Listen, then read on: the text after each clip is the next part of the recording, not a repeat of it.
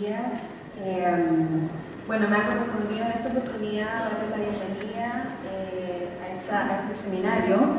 y, por supuesto, como primera cosa, agradecer la iniciativa de CONICET por relevar el tema de género como una dimensión crítica para problematizar el lugar de las niñas y mujeres, tanto en las instituciones escolares como en las de educación superior. La importancia de mirar la escuela como productora del orden de género es clave, porque es desde aquí que se organizan las posiciones sociales y culturales que habitamos, favoreciendo, claro está, ciertos intereses. Estos órdenes sociales y culturales, que son coercitivos en tanto normalizan, producen una idea de institución escolar que dirige y guía el comportamiento de los individuos y la forma en que estos se gobiernan a ellos mismos y sus acciones. Es a través del género que se distribuye el poder y el privilegio, elementos estructurantes de las prácticas escolares.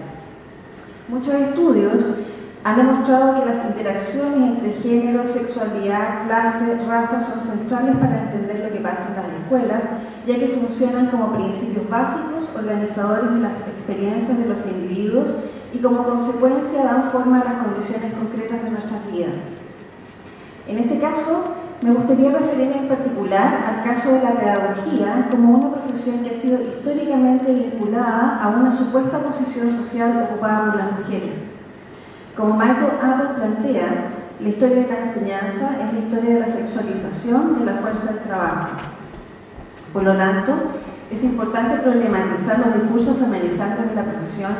para interrogar las ideas esencializadas de mujer y feminidad y explorar los efectos y usos de estas producciones en los procesos y relaciones de deseos e intereses que estructuran las instituciones educativas.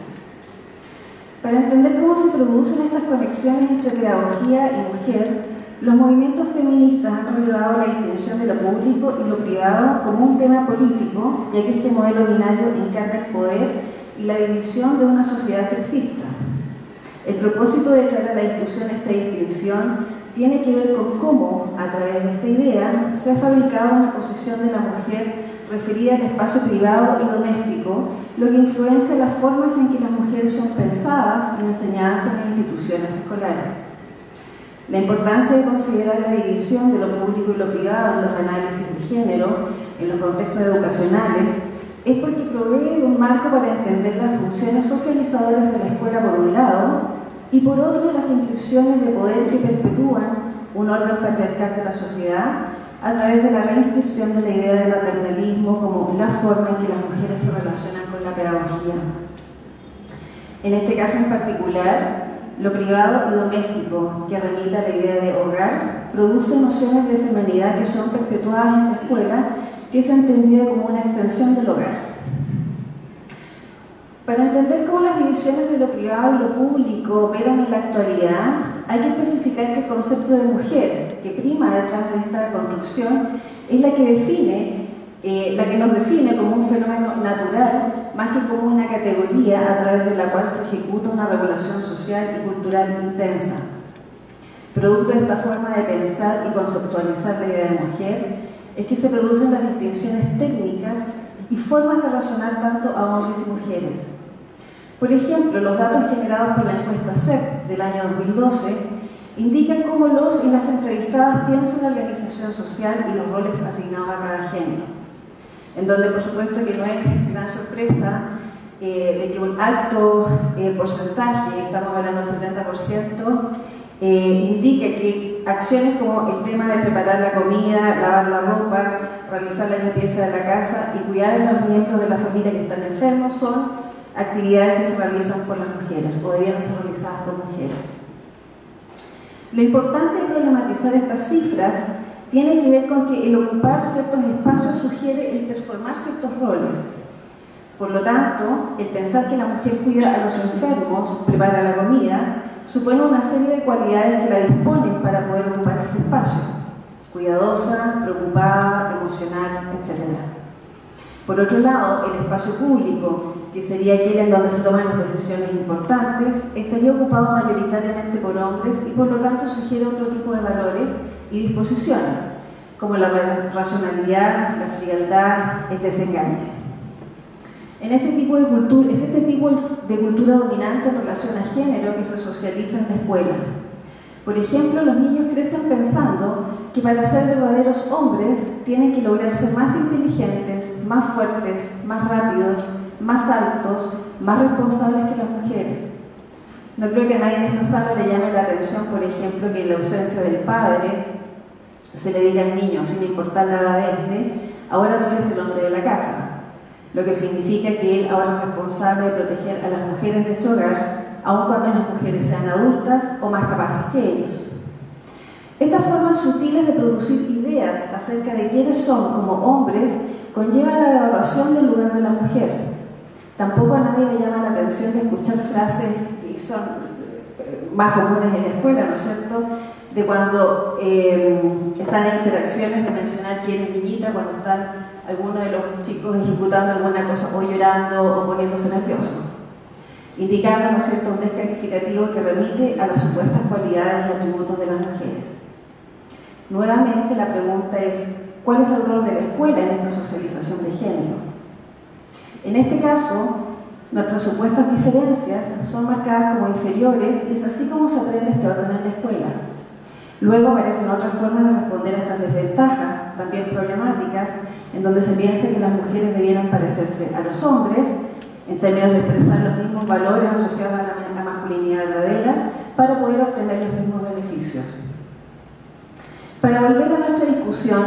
de lo público y lo privado, necesitamos irnos un poco más atrás en el tiempo, en el occidente industrializado durante el siglo XIX, en donde la separación de las esferas de lo público y lo privado incluye más elementos.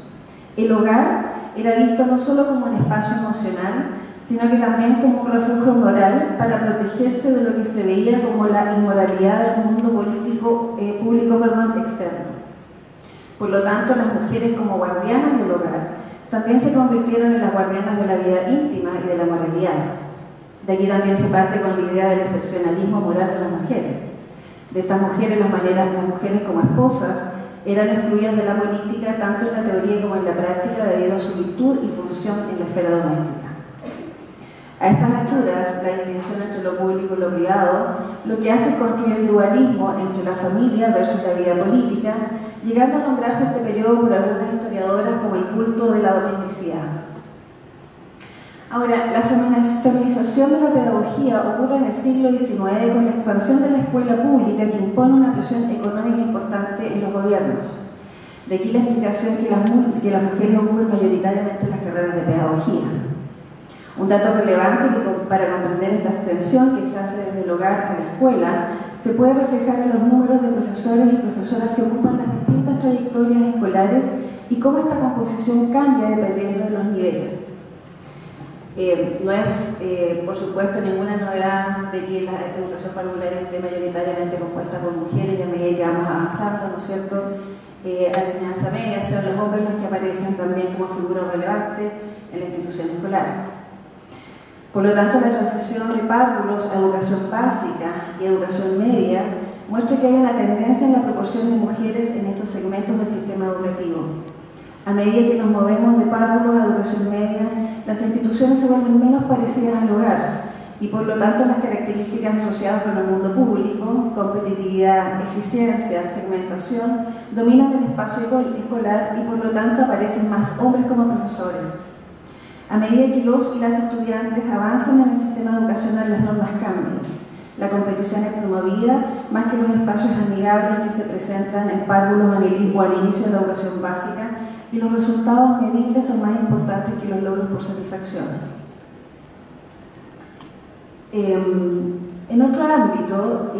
muchos de los análisis que se han hecho en términos de entender o complejizar lo que ocurre en los contextos escolares en relación al género, han descrito los efectos de las prácticas de estandarización de la enseñanza y de los modelos de emprendimiento con que las escuelas y universidades organizan sus prácticas contemporáneas. Esto ha dado como resultado que los énfasis en las pruebas estandarizadas y los resultados cuantificables ponen a las mujeres en desventaja. Y no es porque las mujeres no sean capaces, sino que es la supuesta neutralidad que valida la construcción de muchas de las mediciones y que está alineada con una forma de hacer que promueve justamente esta objetividad que se articula con una forma de razonar y hacer más masculina que femenina. Y esto lo dice Susan Bordeaux, que es una teórica feminista. En el caso de las universidades, donde el énfasis está en la productividad de los y las académicas, debemos considerar temas como la distribución de género de las distintas disciplinas, en donde las mujeres tienden a ser pensadas como mejores o más aptas para las ciencias sociales y las humanidades, y los hombres para las ciencias denominadas duras. Esto también es un tema para reflexionar, el cómo es que se produce esta segmentación desde la formación en las escuelas. Por lo tanto, aquí tenemos una nueva forma de organizar las supuestas diferencias de hombres y mujeres, en donde los niveles de productividad académica quedan explicados por la composición en relación al género. Pero nuevamente, esto no tiene que ver con las capacidades, sino que las formas de estructurar las prácticas de competitividad están diseñadas para favorecer ciertas lógicas. Dicho de otra manera, es a través de sistemas de recompensa que lo masculino domina en la escuela y en las instituciones de educación superior, en donde los valores asociados a lo masculino es visto como lo ideal y lo normativo, y es a través de la oposición que se define el espacio de la mujer. Para cerrar, me gustaría insistir en la importancia de los análisis de género vinculados a la educación, porque es a través de la posición asignada a hombres y mujeres que se ejerce un poder que se ha naturalizado y que lamentablemente ya casi es imperceptible. No basta con agregar contenidos al currículum o integrar a las mujeres a actividades que sean pensadas como eminentemente masculinas. Más bien se requiere de repensar los modelos básicos de realidad, verdad y significado de las tradiciones dominantes, y luego de los conocimientos que han sido predicados a partir de estas tradiciones. Nuevamente, me gustaría darles la bienvenida a nombre de la Facultad de Educación, agradecer la iniciativa y esperar que estos encuentros iluminen nuestros quehaceres con el fin de construir prácticas escolares más democráticas. Gracias.